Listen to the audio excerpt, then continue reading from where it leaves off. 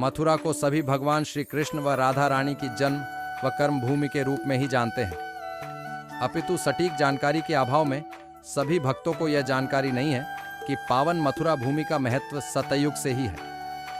इस पावन क्षेत्र की अपनी ही विशेषता है और संपूर्ण देवी देवताओं की इस पावन क्षेत्र पर विशेष कृपा है।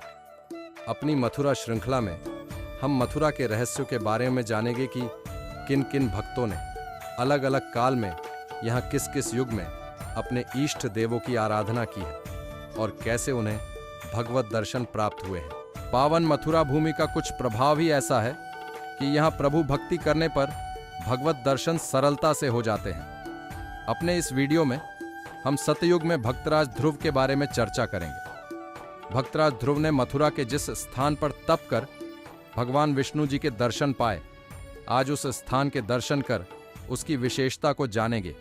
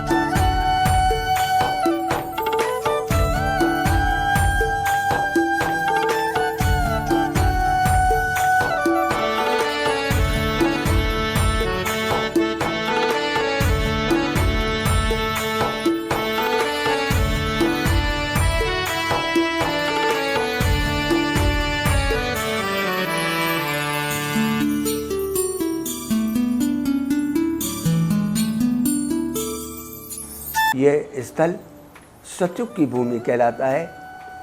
सतयुग की भूमि इसका नाम है मधुपुरी। तो पूरा जो ब्रजमंडल है हमारा मथुरा है, पहले मधुपुरी कहलाता था। तो जो मधुपुरी कहलाता था, जिस समय सबसे पहले जो है मनु महाराज हुए हैं, मनु महाराज के जो है उत्तानपाद महाराज हुए हैं। उत्तानपाद महाराज के दो रानियाँ हैं, सुनीति और सुरुचि। दो बड़ी रानी हैं, सुनीति हैं। उनके बहुत समय तक कोई संतान की उत्पत्ति नहीं हुई। तो बड़ी रानी ने देखा कि एक चिड़िया और चिरौंटे जो है अपने बच्चों को दाना खिला रहे हैं, लेकिन राजा ने देखा कि आज हमारा भी बालक होता तो हम भी उसका लालन पालन करते। मन में बड़ा दुख माना है। तो बड़ी रानी सुरुचि जो थी, उन्होंने देखा कि आज मेरे पति दुखी हो रहे हैं। तो उन्होंने उनसे निवेदन किया कि प्रभु, मैं आपसे विनती करती हूँ कि आप दूसरा विवाह कर लें, जिससे आपका वंश चले, वंशावली आपकी आगे बढ़े और आपका यश बढ़े। तो उन्होंने कहा, तो उनके कहने पर उन्होंने दूसरा विवाह किया, जिनका सुरुचि नाम था। तो जब सुरुचि का भी विवाह हुआ, काफ़ी समय तक उनके कोई संतान की प्राप्ति नहीं हुई। तो बड़ी रानी ने विचार किया, हो न हो हमारे परिवार में, हमारे कुल में कोई न कोई दोष है, तो हम इसका निवारण का विचार करें। तो निवारण का विचार करने के लिए वह जो है कानपुर के पास बिठूर है, गंगा का तट है, वहाँ पर भी ध्रुव टीले के नाम से जाना जाता है। वहाँ बैठ करके बड़ी रानी सुनीति ने तप किया है। तप करते करते काफ़ी समय बीत गया। एक दिन राजा जो थे अपने शिकार खेलने के लिए निकले, तो उनकी सेना उनसे पीछे छूट गई। संध्या काल हो गया। जब उनको कहीं मार्ग नहीं दिखा, तो उन्होंने कहा कि यहाँ अगर किसी संत की कोई कुटिया हो तो हमें एक रात्रि बिताने का आश्रय प्राप्त हो जाएगा। ब्रह्म काल होगा, हम अपने महल को लौट जाएंगे। सैनिक भी तब तक जो है मिल जाएंगे। लेकिन जब वह कुटिया के पास पहुँचे तो उनका कहा यहाँ जो भी संतजन हो तो उनसे मेरा निवेदन है, मैं राजा हूँ, इस प्रकार से हूँ और यहाँ आकेट करने आया था, रात्रि होने लगी है तो मैं एक रात्रि को बिताने के लिए आश्रय चाहता हूँ। रानी ने देखा ये आवाज़ तो मेरे पति की है, आज मेरा जीवन धन्य हो गया। क्यों धन्य हो गया? कि मेरे तपोबल के प्रभाव से मेरे पति भी यहाँ आ गए हैं। तो जब वहाँ पति आए तो उन्होंने, राजा ने, उत्तानपाद महाराज ने, दोनों ने मिलकर के वहाँ बैठ कर के तप किया, प्रभु से कामना और प्रार्थना करी है कि हे नारायण, आपकी कृपा हमको प्राप्त हो, आपकी दया प्राप्त हो, आपकी भक्ति प्राप्त हो। लेकिन कुछ दिन रहने के बाद रानी ने कहा कि आप प्रजा के रक्षक हैं, प्रजा भी आपके बालक के समान है, आप जाकर के उनका ध्यान दें। मैं प्रभु से कामना और प्रार्थना करती हूँ।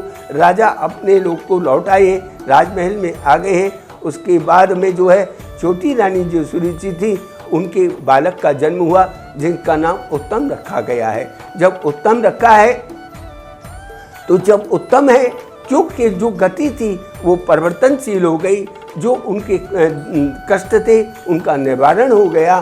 कुछ समय बाद गंगा के तट पर भक्त ध्रुव महाराज का भी जन्म हुआ है। भक्त ध्रुव महाराज का जन्म होने बाद वह कुछ समय ऋषि कुमारों के पास, जो ऋषि कुमार थे, ऋषिवर थे, उनके बालकों के साथ खेलने कूदने लगे। एक दिन जो है खेलते कूदते वह महल की ओर चले गए। महल में पहुंचने पर सभी मंत्रियों ने उनके स्वरूप को देख करके, उनके तपोबल के कारण से, माता के तपोबल के कारण से उस स्वरूप में इतना तेज प्रकट हो रहा था जैसे साक्षात कोई देवता पधारे हुए हैं। सबके मन में आया ऐसा बालक हो न हो, कोई देव पुरुष हो, देवताओं का रूप धारण करके आया हो। सबको मन में जिज्ञासा उत्पन्न होने लगी, हम अपनी गोदी में बैठाएं। लेकिन राजा भी मोहित हो गए, क्योंकि कोई उनकी संतान जो थी बड़े समय बाद हुई थी। लेकिन ऐसे सुंदर स्वरूप को देख करके, गोविंद स्वरूप देख करके, गोपाल स्वरूप देख करके उनमें जिज्ञासा उत्पन्न हो गई। उन्होंने उस बालक को उठा करके अपनी गोदी में बैठा लिया। उसी समय छोटी रानी जो सुरुचि थी, उन्होंने देखा अरे ये जो है राजा ने इस बालक को अपनी गोद में ले लिया है। उन्होंने कहा बालक तू जो है छोटा है, मैं तुझसे कहती हूँ कि तू पहले तप कर और तप करने के बाद मेरी कोख से जन्म ले, तब तू जो है राजा की गोद में बैठ सकता है, अन्यथा तू उत्तराधिकारी नहीं है। क्यों? कि जो राजा की गोद में बैठना है तो तुझे मेरी कोख से ही जन्म लेना पड़ेगा। यह बात सुन करके भक्त ध्रुव महाराज के मन में भाव जागा कि अरे माता बेमाता नहीं होती, कुमाता नहीं होती, लेकिन माँ है। जो भी माँ ने निर्णय किया बहुत सुंदर है, हो सकता है मेरे लिए ज्ञान का अर्जन हो। अपनी माता जो है सुनीति माता के पास जब गए, उनका माँ मुझे ये बता मेरे पिता कौन है। बेटा आज तक तो तुमने नहीं पूछा, क्योंकि तूने केवल प्रभु हरि को जाना, नारायण को जाना है। तो उन्होंने कहा बेटा तेरा पिता तो जो है परम पिता है, तो जो परम है, दयालु है, वह कहाँ मिलेगा? तो उन्होंने कहा वह मधुपुरी में मिलेगा। मधुपुरी नाम सुन करके जो है भक्त ध्रुव महाराज चल दिए हैं, नमन करके, माँ को नमन करके चलने के बाद में जो है मार्ग में बहुत सारे ऋषिवर मिलते थे। उनसे पूछते थे हे ऋषिवर, कोई मेरे परम पिता से मिलने का सुगम रास्ता जानते हो, कोई उपाय जानते हो तो कृपा करके मुझे बताने की कृपा करें। तो ऋषिवर ने कहा बेटा ये तो जंगल है, तू लौट जा, यहाँ तो जंगली जानवर हैं।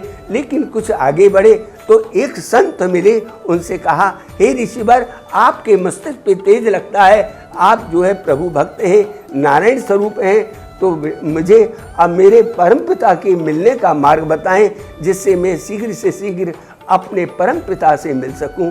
तो उसी समय ऋषिवर ने देखा कि ये बालक तू प्रभु का भक्त है, प्रभु के बिना मिले हुए नहीं जाएगा। उस समय उनके कान में जो है 12 अक्षर मंत्र को दिया है, ओम नमो भगवते वासुदेवाय, ओम नमो भगवते वासुदेवाय, ओम नमो भगवते वासुदेवाय।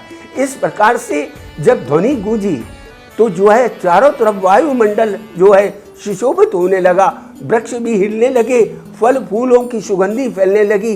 चारों ओर जंगल जो जीव थे, पशु थे, पक्षी, हिंसक थे, इस मंत्र को सुनते ही एकत्रित होने लगे, लेकिन सब जो है शांत भाव हो गई। क्यों? मंत्र का प्रभाव ऋषिवर के मुख से निकलने के बाद जब बालक ने देखा, ध्रुव ने देखा कि ऋषिवर ने मेरे को मंत्र दिया है, तो उन्होंने पूछा, हे ऋषिवर, आपने मुझे ज्ञान मंत्र दिया है, कृपया करके मुझे अपना नाम बताने की कृपा करें। कि बेटा, मेरा नाम नारद है, मेरा कार्य है प्रभु के भक्तों को प्रभु से मिलाना और उनकी कामनाओं को पूर्ण कराना। इसलिए तू इस मंत्र का सुमरण कर, और जो है सुमरण करने से तेरे परम पिता के जो है दर्शन मिलेंगे, तू शीघ्र ही उनसे वहाँ पहुँचेगा। तो इस मंत्र को प्राप्त करके वह मनी मन इस मंत्र को बोलते हुए यमुना के तट पर आए। यमुना महारानी को नमन किया, हे माता, तू सर्वशक्तिमान है, दयामान है, ज्ञानमान है, भक्तिमान है। हे माँ, मुझे भी आशीर्वाद प्रदान कर, जिससे कि मैं, लेकिन यमुना जी का बड़ा वेग होने के कारण उन्होंने देखा मुझे कोई ऐसा स्थान चुनना चाहिए जहाँ के मैं आराम से अपने प्रभु से मिलने के लिए जो है स्थान ढूंढ सकूं। तो जो है टीले पर आकर के बैठ करके उन्होंने तप किया है, ओम नमो भगवते वासुदेवाय, ओम नमो भगवते वासुदेवाय। तो सबसे पहले उन्होंने जो है कैद का फल खाया, दूसरे महीने में पत्ते खाए, तीसरे महीने में जो है यमुना जी का जलपान किया, चौथे महीने में वायु का श्रवण किया है। और जब वायु का श्रवण करने लगे तो सभी देवताओं के और भक्तों के, संतों के मुख से निकली हुई जो वायु थी उनकी जोश को बढ़ाने लगी। उनका जोश जो है बढ़ने लगा। जब जोश बढ़ने लगा, चारों ओर हाहाकार मचने लगा, वायु बंद हो चुकी है, पता नहीं जाने वायु कहाँ जा रही है। तो सत्य नारायण से प्रार्थना करी है, नारायण से प्रार्थना करके कहा, हे प्रभु, आपका कोई भक्त है जो आपसे मिलने के लिए, आपके दर्शनों को पाने की अभिलाषा रखे हुए है। नारायण ने तुरंत अपना लोक छोड़ दिया, आए, कहा, बालक, तुझे क्या चाहिए? तेरी खेलने कूदने की अवस्था है, इस अवस्था में मेरे से मिलने की किसी की इच्छा नहीं जागृत होती, लेकिन तू आया है तो तेरी कामना को मैं अवश्य भरपूर करूँगा, तू बता।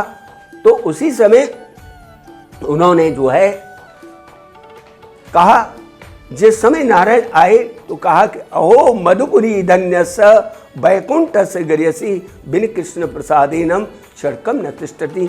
आज मधुपुरी धन्य हो गई है, मधुपुरी का भाग्य जाग गया है कि आज प्रभु ने अपने भक्त बालक के कारण जो है मार्ग का चयन किया है और आकर के आशीर्वाद दिया है। तो लेकिन ध्रुव महाराज के मन में तो एक ही संकल्प था, जब मेरे पिता आएंगे तभी मैं अपने नेत्र खोलूंगा। तो लेकिन पिता के आगमन होने पर भी जो है उन्होंने अपने नेत्र नहीं खोले हैं। उसी समय ध्रुव महाराज के लिए नारायण ने शंख की उत्पत्ति करी है। शंख को लेकर के कपोल पर लगाया है, कपोल पर लगाते ही जो है उनकी नेत्र खुल गई। चरणों में प्रणाम किया है तो कहा कि बेटा, तुझे जो चाहिए मांग ले। उनका जिसको पिता मिल जाए, गुरु मिल जाए, उसको किसी चीज़ की आवश्यकता नहीं हुआ करती है। प्रभु, मैं आपके चरणों की भक्ति प्राप्त करना चाहता हूँ, सदैव आपकी भक्ति मेरे हृदय में बनी रहे, ये मेरी कामना है। तो उसी समय नारायण ने अपना जो वैकुंठ लोक है वह भक्त ध्रुव महाराज को जो है संकल्प करके प्रदान किया है। उसी दिन से जो है वैकुंठ ध्रुव लोक कहलाया है। तो कहे भक्त ध्रुव महाराज का संकल्प था, तो कहे ध्रुव संग लाम जपेऊ हर नामू के पायहु अचल अनुपम ठामू। ध्रुव महाराज का संकल्प था, मैं अपने पिता से मिलूं। आज जो है पिता भी मिल गए और जो वैकुंठ लोक की प्राप्ति हुई। कहा, बेटा, जब तक ये पृथ्वी रहेगी तब तक जो है तेरा नाम अमर रहेगा।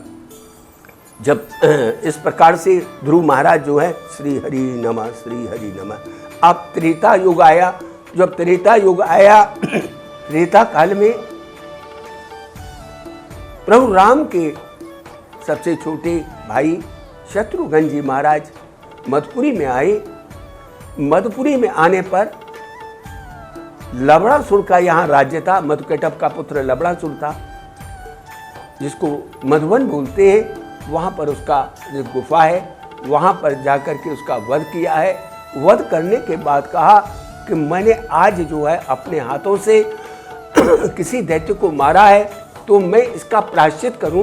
प्रायश्चित करने के लिए वह यमुना के तट पर आए और आने के बाद यमुना जी को प्रणाम किया है। गच्छत यमुना तीरे, वह यमुना के तट पर आकर के नमन किया और भक्त ध्रुव महाराज से आकर के प्रार्थना करी, हे नारायण, आप मेरे पिता जो अधोगति में गए हैं उनका मोक्ष हो जाए, उनके मोक्ष के लिए कामना करता हूँ, आपसे प्रार्थना करते हैं। तो कहते हैं इसको आदि गया क्षेत्र भी कहलाते हैं।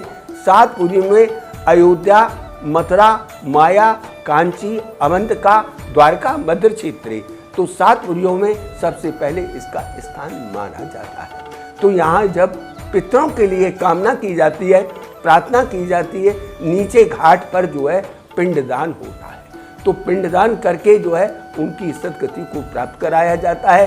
क्यों कि जिस समय प्रभु राम वन में थे और उनको ये पता चला कि मेरे पिता ने देह को त्याग दिया है, तो उन्होंने वहाँ पर माटी की जो है पिंड बना करके कुशा को रख करके और उस पर जो है पिंडदान करने का निर्णय किया और उनकी गति को प्राप्ति कराई थी।